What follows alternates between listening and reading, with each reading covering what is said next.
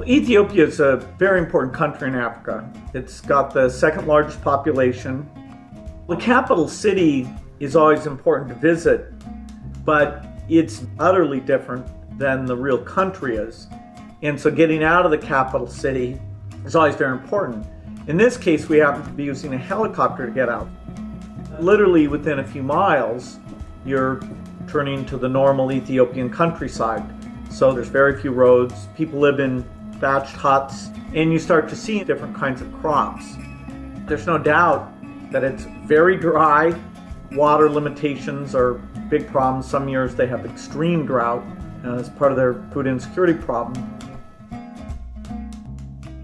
Ethiopia's added 35,000 new health workers, and they're all over the country available to help out with basic health needs.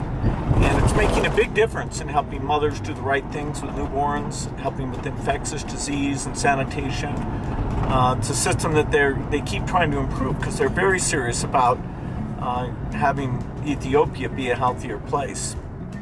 The key thing in a health system for a poor country is access, having nearby what are called primary health centers, and having people who have the right drugs and the right training to help you out with the things that need to be nearby. The lowest level, the primary health care center, is called the health post in Ethiopia, and these are very new. They've been staffed by 2 young women each, so they've put out 15,000 of these posts, 30,000 women trained in about 16 different areas.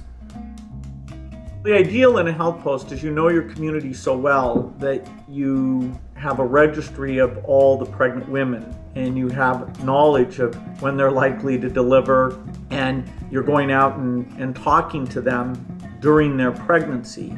And you have the vaccines in stock, and so after the children are born, you're going to be available. So you have both supply and demand matched up. And then we went to the next level up, the health center, where they have the ability to do a little bit of surgery. They have more drugs, more expertise. Sometimes there'll be a doctor at that level, not always.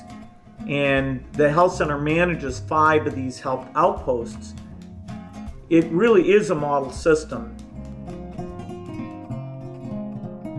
Ethiopia's always had a big challenge feeding its population. The rains don't come some year, and the agricultural productivity has been fairly low.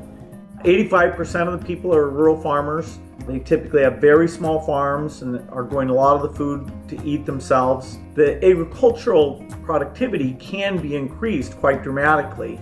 And so that's one of the key goals the foundation has, working with the government there. Agricultural visits are always fantastic because, I grew up in the city, so understanding all these different crops and the challenges of growing them and how do farmers think about which seeds they use. I met with a number of farmers, talked to them about how they pick seeds, particularly for beans. Well, the dream is that these poor farmers get connected in what they call the value chain to the rich world markets, but there's many reasons that doesn't happen. The farmers actually have to grow the right varieties, and the person who invests in the processing plant has to be confident that there's going to be enough beans grown of enough quality. They have to buy all the equipment. The country has to let the equipment come in. They have to have trucks come in, so that you need roads. You need the prices and taxes not to be too distorted. And you need to build up your reputation. If you ever have a shipment that, say, has insects in it, you'll never sell again. And so your whole investment can be wiped out. This is a company called ACOS, which is an Italian entrepreneur teamed up with a local Ethiopian businessman.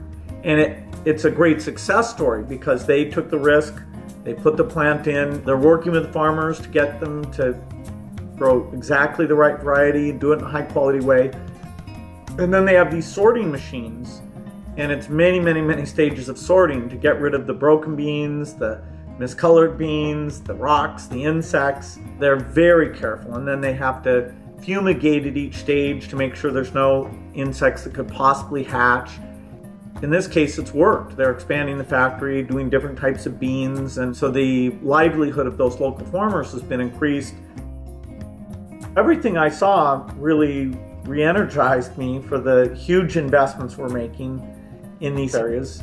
And I think it's great that with the donor money, these things are being scaled up throughout Africa and really changing the quality of life